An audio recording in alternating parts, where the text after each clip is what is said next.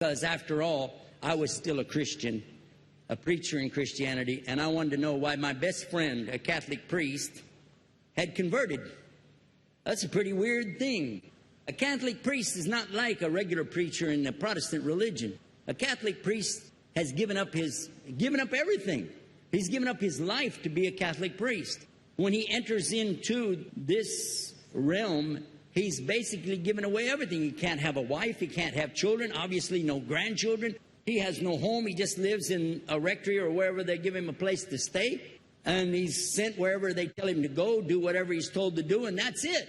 And he cannot disobey the Pope, otherwise they can kick him out of the religion, and if they do, he's excommunicated and he goes to hell forever. So how would a person like this want to become one of those Muslim terrorists? That's what I wanted to know. He explained in a very few beautiful words something that I came to learn for myself. He said that he was sincerely in the Catholic religion because he believed in God, that he had studied, his degree was in theology, and a part of the teaching that they as priests have is to study Islam. Every priest is forced to study Islam. Now you may not know that, but you can ask your priest and he'll confirm it. And when you study Islam, even when Islam is taught to you by somebody who hates Islam, as long as they don't corrupt it too far, you can still see the truth in Islam. A classical example happened to me just recently when I was in Saudi Arabia. A friend of mine, very old copy of one of the first Qurans ever translated to English by George Sale. George Sale hated Islam, he hated the Muslims, but when he translated the Quran to English, he was true to the text of the words. Although maybe not getting all the meaning, he certainly was true to the text of the words. I was shocked when I read it. Have you seen it? You know what I'm talking about? Amazing. And listen to this. George Bernard Shaw, for instance, is one of many, a long list of people who read this and realized the truth of Islam. When people see the truth of Islam, it can change them if they want to be guided. If they want the truth, it can change them. You might think, I'm a Catholic, I'll never be anything but a Catholic. But I'm going to ask you a question, and I want you to be honest. This is not for you to, start a debate, but just be honest. Was Jesus a Catholic?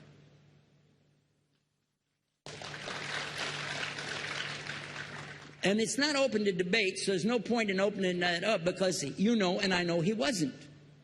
The Catholic Church was in business about 300 years before Jesus was born. It's on their website. Don't go like this. It's on their website. That's where I took it from. The Catholic Church was really started in Rome by Alexander the Great. Do you know what the word Catholic means? It means universal. It was the universal church for the Roman Empire. If you didn't join it, you could not be a Roman citizen. And it was opposed to the teachings of Judaism and opposed to the teachings of the early Christians for more than 200 and some years. And they were diametrically opposed to each other to the extent that it was the Romans killing the early Christians. Now, if you understand that and you go to their website and read, they didn't even take over Christianity until the year 325 AD. And when they did, they changed a lot of things, again, referring to their own website. But if you want to check it in Britannica or Americana or grow your encyclopedias, go ahead and read about the Catholic Church. When, in August of 325 AD, at the Nicaea Council, they took over, first thing they said was, let's change the date of the birth of Jesus to be the same date as that of Mithras, which was the god, one of the gods worshipped there, and also the sun god's birthday was the same day, December the 25th, believing it to be the shortest day of the year. And Constantine was a sun worshiper of Sol Invictus. Go to the website, read it for yourself. There are a lot of points, but not the least of which, even today, if you go in any Catholic church, and I have, you'll see so many portraits and statues and idols and images throughout the whole place. that for the one who's never experienced that, for a Muslim who knows about these images, he'll be like, whoa, a'udhu billah. Whoa, what's this? The first time I walked in a Catholic church, I was about 10 years old. I was shocked. I was shocked at the idols and statues everywhere, because in the Protestant religion, we were brought up to believe that the second commandment was just as important as the first commandment. The first commandment in the Bible, in Exodus, is the same as the first commandment in the book of Deuteronomy. It says, I am the Lord your God that brought you out of the land of Egypt in the house of bondage. You know no other God beside me. Beside me there's no other gods. Thou shalt not have any other gods beside me. How many in this room agree with that commandment? Raise your hand. You notice the Muslims are raising their hand, because it means Ashhadu an la ilaha illallah.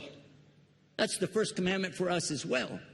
The second commandment you have clearly says, thou shalt not make any idol, any graven image of anything that creeps upon the earth, swims in the sea beneath, or flies in the air above.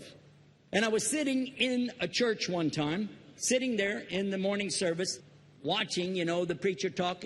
And, they go on and on and on. And sometimes you lose your train of thought. I was looking. Whoa! On the front of the podium, there was a fish. A fish. For the symbol, make you fishers of men. It had a fish. I said, whoa. Then I looked up above his head at the big stained glass window, and it had a dove. And he had the olive branch in his mouth. The dove is flying, the bird, I said, whoa. And then I look over here, and there's a cross with a man hanging on it. And I said, wow, they didn't miss a single one. They got them all. Something walking on the earth, something swimming in the sea beneath, something flying in the air above. So look at these two things. Clearly, the first two of the 10 commandments, bang, bang, boom. Because if you said God is more than one, where did you get it from? When Jesus is talking to his own companions and they ask him, what's the greatest commandment? Mark 12:29. Clear. The greatest commandment is to know, O Israel, the Lord your God is one God. And you have to love him with all your heart and all your mind and all your strength. And this is no different from what Prophet Muhammad ﷺ was saying, the same thing to his people. Same thing I mentioned in the lecture. This is certainly for us the same.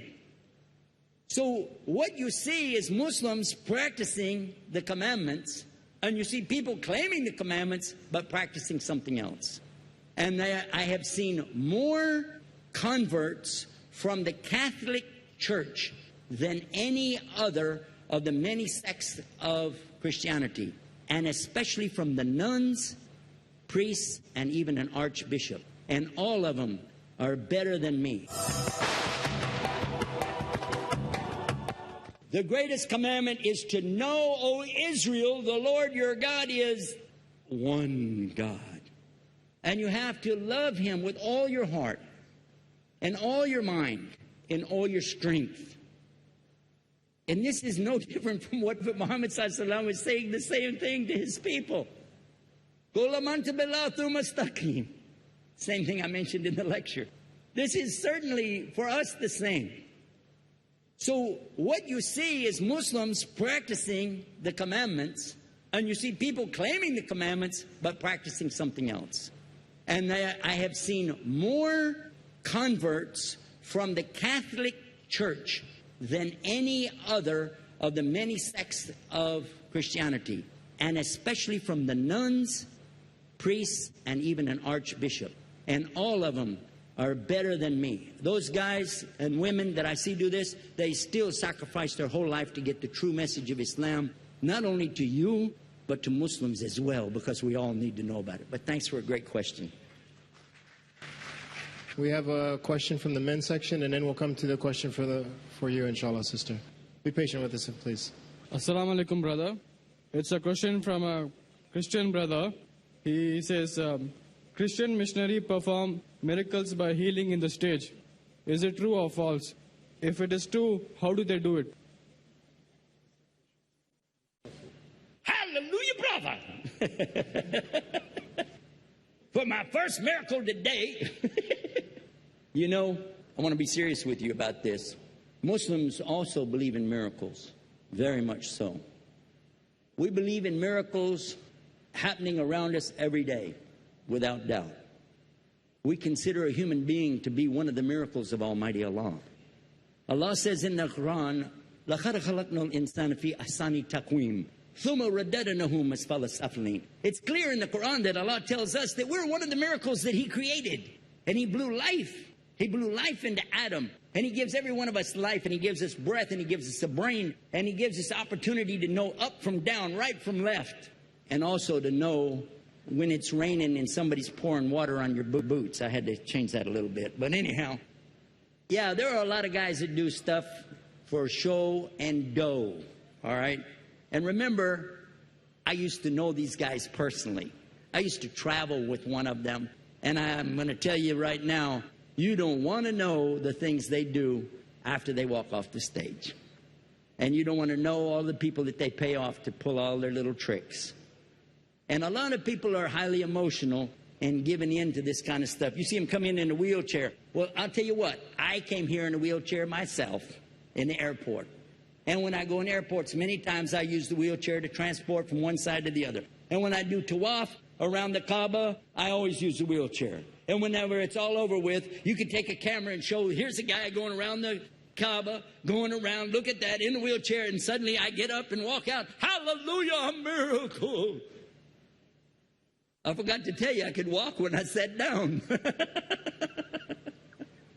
The other thing they'll do is tell you somebody has, a tumor or a cancer. That's one of their famous ones that they love to tell you. Somebody's got a tumor or a cancer. Somebody right over in here. Somebody right over here. I know you got a pain. Well, all of us got pains. We eat this. If you eat this hot food in India, you're going to have lots of pains. Yeah? And get you up on the stage and you're all like nervous and everything anyway. And you're going to be healed in the name of whoever. And then what? They knock you down to the floor. You get up and you're like, oh, man, I better say I'm okay so they don't hit me again. Yeah, I know about this stuff. And if you want to buy into that, if you consider that a miracle, let me share with you a real miracle. And I want you to think about this.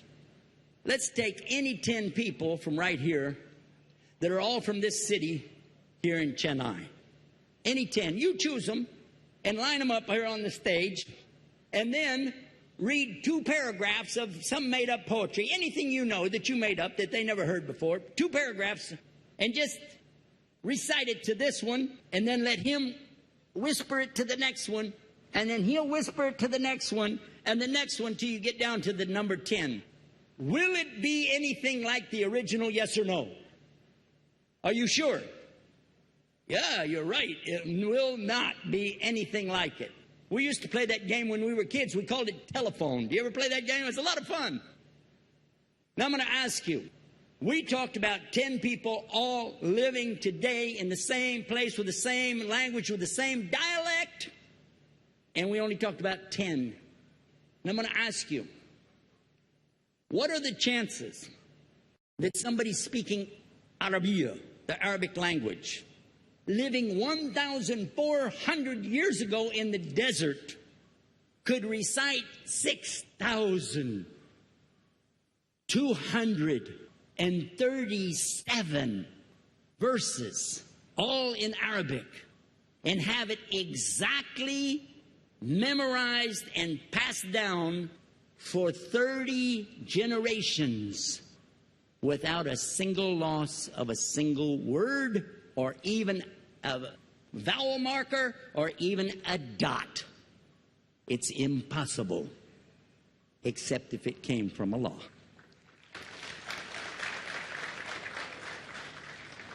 And by the way, no matter what I say, doesn't really matter. What matters is what He said. He said He'll protect it. He'll protect that until the sun rises from the place where it sets. Which way did it come up today, guys? In the east? Cool stuff. I think this will be our last question for the day. I'll go to the gentleman in the front. Assalamu alaikum. I am Dr. Kalimur Rahman. I was a professor and now I'm doing business. The question is to Sheikh Yusuf Estes. There are several websites now on Islam, maybe about 200 websites. what is the method to identify which site is not based on deviation? About 5 years before, there were only hardly a couple of websites.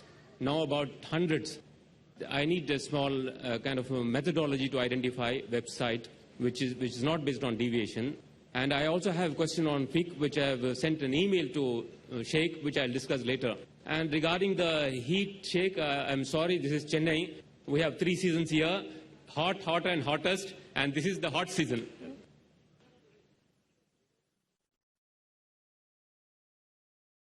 Sheikh Mamdouh is saying it's not the sun outside, it's these lights in here. We brought our own sun inside with us. Alhamdulillah. Well, first of all, that's a good question because you gave me the opportunity to do what I do best, which is to promote our websites. However, I have to tell you that when I went to the web the first time using CompuServe in the early 1990s, I did a word search. First thing I did, didn't even know what I was doing. They said, this is how you do a word search. First word I typed in was Islam. We had about 8 websites in 1993-94. 8 websites. Now there are more than 58 million websites with the word Islam. According to Google's latest, and you go type it in tonight, it'll be more than that. Okay? 58 million. Now, which are the good ones? I don't know, because I haven't been to all of them yet. Which are the bad ones? That I have seen. I've encouraged you to stay away from the bad ones. Don't promote them. Don't talk about them. Don't even think about them, because I'm afraid Google will find your brain and somehow put it up there. But I would like to tell you about some websites that we have. We have operating websites today, right now, for us, about 40 right now. Starting with Islam Tomorrow, Islam Yesterday, Watch Islam, Hear Islam, Chat Islam, Islam Events, Islam Newsroom. Then going and moving on to 911 Bible, Bible Islam, Islam Code, Islam Domains, if you want to start your own website. But I can't remember all of them either. So we made another website called Links to Islam. And if you just go to this one, you'll find so many of our websites right there, and you can spend the rest of your life going through the articles. We have tens of thousands of articles and graphics and links to keep you busy for a long time. How many of you heard about YouTube Islam? Anybody heard about YouTube Islam? Well, guess what? I got that idea when I saw how popular YouTube was. I said, wait a minute, let's put up YouTube Islam. Because I know people will type in Google, YouTube space Islam, so they don't have to go through all the junk. And of course, that sends them to our website first. So that's some of what you can do with it. If you really want to see how to use these websites effectively, then send me an email and I'll tell you how to put them in order. But just to give you an example, Science Islam, you just spell it like normal, as one word, scienceislam.com is for atheists and people who don't really have a clue what our purpose of life is. Second one I usually recommend is godallah.com. Again, those are 2 words people type into Google all the time. I come up number 1, God Allah. And it explains the Tawheed of Islam and why Islam is having the right name by saying Allah. The next one we recommend in there is allahsquran.com. Again, people will type in Quran, Allah, something like this, and that will come up as the number 1 site. The next one after that we recommend is prophetofislam.com, because this one would tell all about Muhammad A to Z. It has a section called Muhammad A to Z in it. Each of these has the latest and best, I think, of the graphics and technology, so that if you want to listen to the programs that are there or watch the programs there, it uses the technology of the websites themselves rather than trying to use your real player from your computer. It saves a lot of resources in downloading, especially appreciated in Sri Lanka and India and places like Pakistan where the high speed is still slow speed. So I recommend to go to linkstoislam.com, and from there you'll be able to see what we got, and send me an email at Yusuf, Y-U-S-U-F, at 99islam. That's another one I've got to tell you about, 99islam.com. And let's wrap it up with that. I give you the commercials at the end. That's fair. And now I want to make a dua for all of you. Everybody that's sitting right here, I want to make a big dua for you. I want to ask Allah to give guidance to me, to you, to our friends, to everybody. There's only one God, and I'm asking Him to give us all the best of His guidance to the best way for the best end for all of us. Ameen. Spread the word, oh man.